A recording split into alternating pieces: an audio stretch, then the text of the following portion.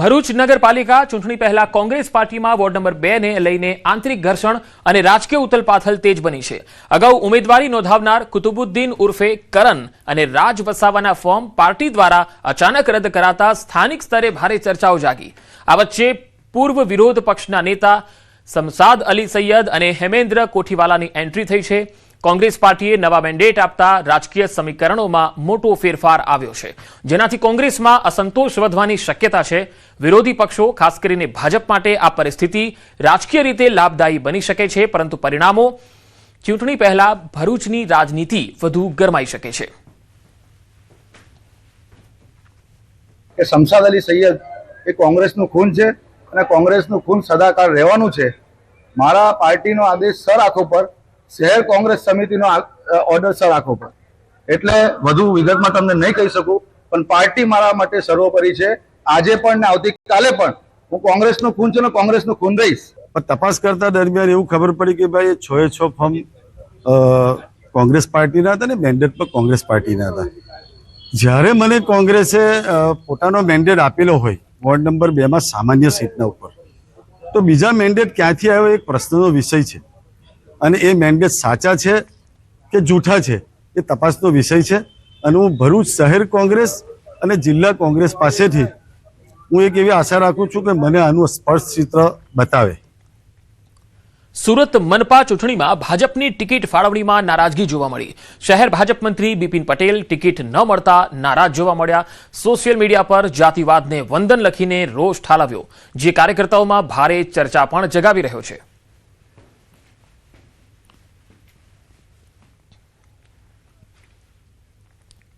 આજથી ગિરનાર રોપવે 7 દિવસ બંધ છે। 12 થી લઈને 18 એપ્રિલ સુધી રોપવે બંધ રહેશે। વાર્ષિક મેન્ટેનન્સ કામગીરીને લઈને આ નિર્ણય કરવામાં આવ્યો છે।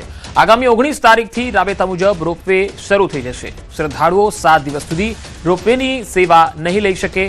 ગિરનાર જવા માંગતા શ્રદ્ધાળુઓ સીડી ચડીને જઈ શકશે। તો આજથી 18 એપ્રિલ સુધી રોપવે સેવા બંધ રહેશે। મેન્ટેનન્સની કામગીરીના કારણે આ 7 દિવસ સુધી રોપવે સેવા બંધ રહેશે। જે લોકો જૂનાગઢ ગિરનારની મજા લેવા માટે આવી રહ્યા છે, પ્રવાસીઓ આવી રહ્યા છે, તેમના માટે 7 દિવસ રોપવેની સર્વિસ બંધ રહેશે। અગર તેઓ ચાહે તો તેઓ ગિરનાર પર ચઢીને ચાલીને જઈ શકે છે, પરંતુ રોપવેથી નહીં જઈ શકે। વધુ માહિતી મેળવીએ જૂનાગઢથી સંવાદદાતા અમાર બખાઈ જોડાયા છે। અમાર ગિરનાર રોપવે 7 દિવસ બંધ, શું વધુ માહિતી?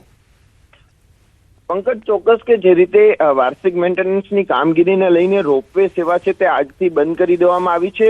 આજથી 7 દિવસ એટલે કે 12 તારીખથી 18 એપ્રિલ સુધી ગિરનાર રોપવે છે તે બંધ રહેશે। 19 તારીખથી રાબેતા મુજબ રોપવે શરૂ થશે, જ્યારે મેન્ટેનન્સની કામગીરીને લઈને નિર્ણય લેવાયો છે। જ્યારે શ્રદ્ધાળુઓ રોપવેની સેવા નહીં માણી શકે, પરંતુ જો ગિરનાર અંબાજી મંદિર જવું હોય કે દત્તાત્રેય શિખર સુધી જવું હોય તો સીડી ચડીને જઈ શકશે।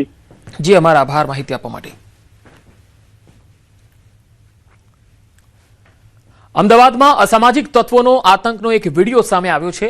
વટવામાં 4 માળિયા ખાતે અસામાજિક તત્વો બેફામ બન્યા। આ તસવીરોમાં તમે જોઈ શકો છો।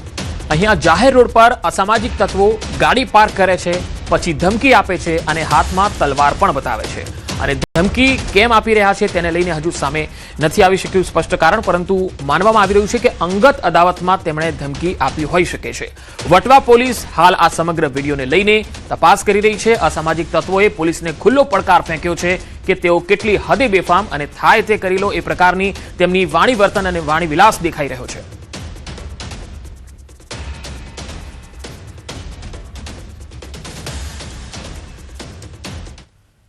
સમગ્ર વિશ્વ માટે માઠા સમાચાર કહી શકાય। ઈરાન અને અમેરિકા વચ્ચેની વાતચીત નિષ્ફળ રહી છે। અમેરિકાના ઉપરાષ્ટ્રપતિ ખાલી હાથે પરત ફર્યા છે।